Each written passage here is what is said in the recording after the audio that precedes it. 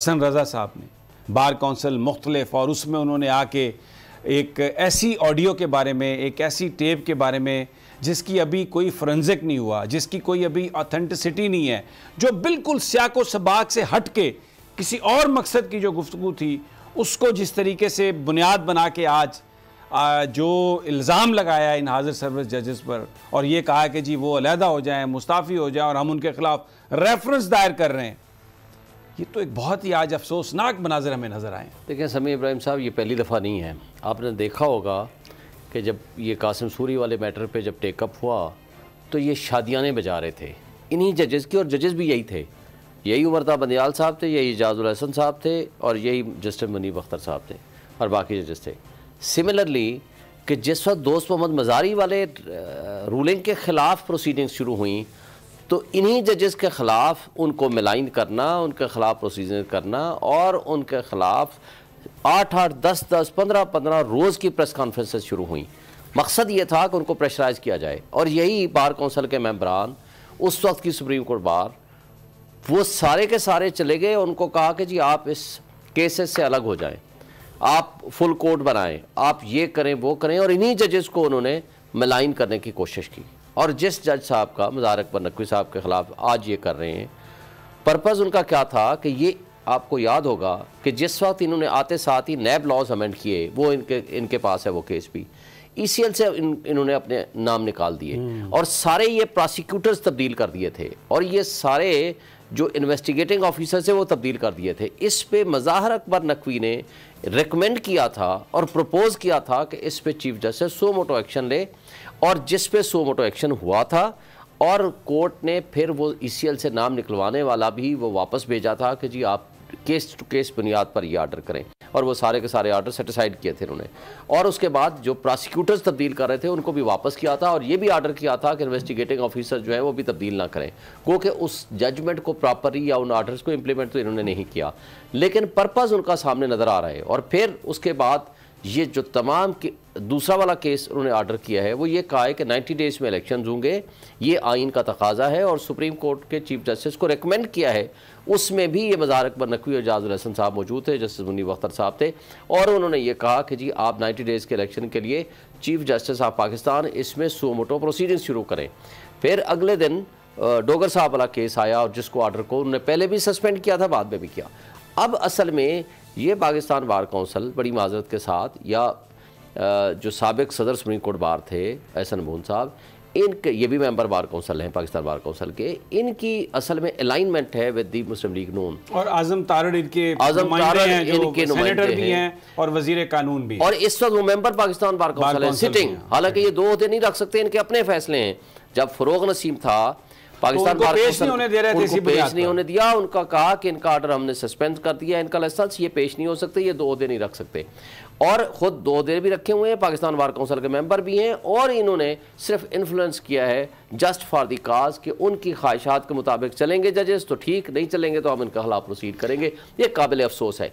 और जहाँ तक PMLN का और PDM के लोगों का ताल्लुक़ है, उन्होंने थ्रू आउट आप पिछले 10 महीने उठा ले, सिवाय इस बात के कि जजेस को मिलाइन करने, जजेस को प्रेशराइज करने, जजेस को ब्लैकमेल करने, और ताकि जो तो इनकी मर्ज़ी का काम करे वो बेहतरीन जज है, और जिस दिन वो जज साहब सेम जज इनकी मर्ज़ी के ख़िलाफ़ काम करे, कानून और कायदे के मुताबिक काम करे, वो गलत जज बन जाता है।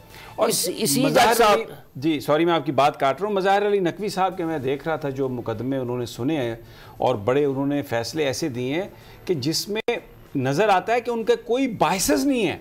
मैं आपको थोड़ी सी मिसाल देता हूँ। मसलन सानिया मॉडल टाउन की जो जुडिशल इंक्वायरी थी उसको मंजर आम पर लाया जाए, लोगों को बताया जाए, ये फ़ैसला मज़ाहिर अली नकवी साहब ने किया। फिर अदलिया मुखालिफ मुहिम पर नवाज शरीफ, शाहिद खाकान अब्बासी और एहसन इकबाल को अदालत में तलब किया, उन्होंने बड़ी बहादुरी से उन्होंने ये किया। अच्छा, फिर जो अल्ताफ़ हुसैन की जो तकरीर थी उस पर पाबंदी लगाई, क्योंकि वो पाकिस्तान के खिलाफ और कायदे आज़म के बारे में जो भी वो मुग़ल्लज़ात बकते थे उस पर उन्होंने पाबंदी लगाई। परवेज़ मुशर्रफ को जिस अदालत ने सज़ा सुनाई वो गैर आइनी उसको करार दिया।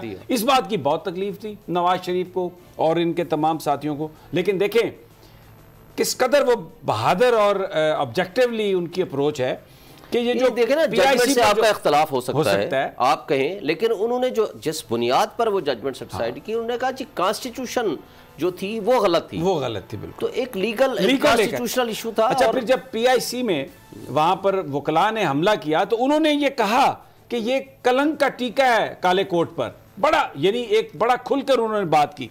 अच्छा, फिर मैं अभी और ये देख रहा था, उन्होंने शाहिद खाकान अब्बासी की जो ताहियात नाअहली थी उस फैसले को कलअदम करार दिया और उन्होंने इलेक्शन लड़ने के लिए है। यानी नून लीग जहां पर कानून की बात आ रही थी, उन्होंने ये नहीं देखा कि ये नून लीग है या ये कुछ मामला किसी और जमात का है, कानून और आइन के मुताबिक उन्होंने फैसले किए।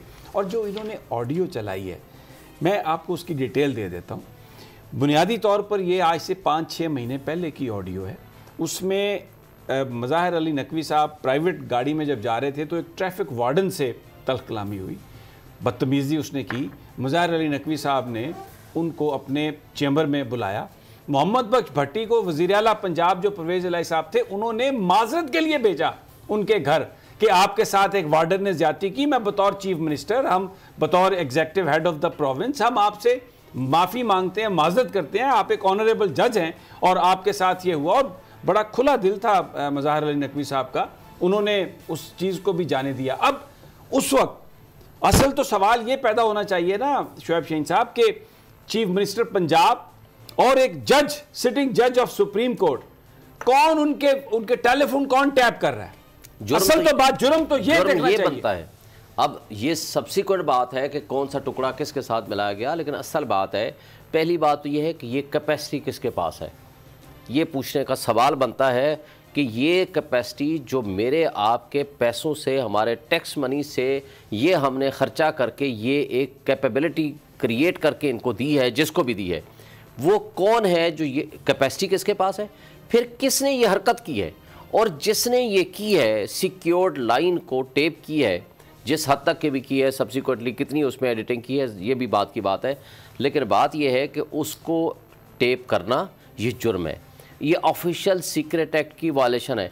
फिर उसको पब्लिक करना, ये और किन के हाथों में दिए है कि वो पब्लिक करने जा रहे हैं, तो मैं समझता हूँ कि इसकी तहकीक होनी चाहिए, इसके खिलाफ एक्शन प्रपोज होना चाहिए। और आज जो अता तारड़ साहब ने प्रेस कॉन्फ्रेंस की है, जिसमें पंजाब हाई कोर्ट के लाहौर हाई कोर्ट के चीफ जस्टिस, पंजाब के चीफ जस्टिस अमीर मोहम्मद भट्टी के हवाले से जो बात की है, उनके दामाद के हवाले से जो गुफ्तगू की है, यानी इससे बड़ी कोई ब्लेटेंट, कोई नेकेड ब्लैकमेलिंग हो सकती है? और ये वही साहब हैं, ये उनके सदर जो रफ़ीक तारड़ साहब के ये पोते हैं, जिन्होंने कोयटा बेंच मैनेज किया और उसके जवाब में नवाज शरीफ साहब ने उन्हें पहले सेनेटर बनाया, फिर बाद में सदर पाकिस्तान बनाया। ये उनके पोते हैं। और जिस तरीके से ये स्पेशल असिस्टेंट बने हैं, वो भी अजहर सदीक साहब कहते हैं कल प्रेस कॉन्फ्रेंस में मैं कच्चा छट्टा खोलूंगा कि ये बने कैसे और ये है क्या। किस कदर ये अफसोसनाक है ये बात। देखिए, मैं समझता हूँ कि इसमें जुडिशरी की भी ये कमज़ोरी है कि आप अगर इमरान खान ने सिर्फ एक बात की कि जनाब शहबाज गिल, जिसका वो मैटर था, उसने सिर्फ एक बात की कि हम लीगल एक्शन लेंगे, लीगल एक्शन, उसके खिलाफ दहशतगर्दी का मुकदमा भी बना, और जो कुछ हुआ पूरी कौम ने देखा, और तौहीन अदालत इतने अरसा चला और उसको माफ़ी मंगवाई गई।